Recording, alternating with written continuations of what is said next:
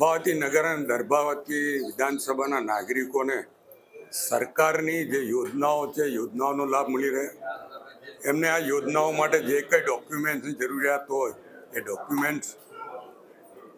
જેવા કે આધાર card, ration card કે પછી મા વાત્સલ્ય કાર્ડ હોય, વિધવા સહાય, આ બધાની માહિતી એક જ ઠેકાણેથી મળી રહે. મામલતદાર કચેરીના જે કંઈ કામો હોય એના માટે કે તાલુકા પંચાયત કે નગરપાલિકાને લગતા કામો હોય એના માટે પણ લોકો અહીંયા આગળ આવીને એમની મુશ્કેલી રજૂ કરે, એમને તરત એમનો ન્યાય મળી શકે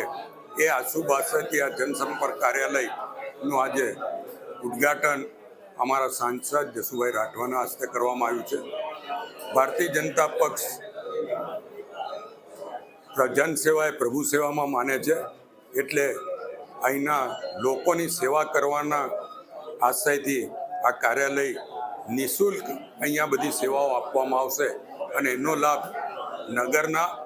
અને તાલુકાના તમામ લોકો લે એવી આપના દ્વારા એમને અપીલ પણ કરું છું.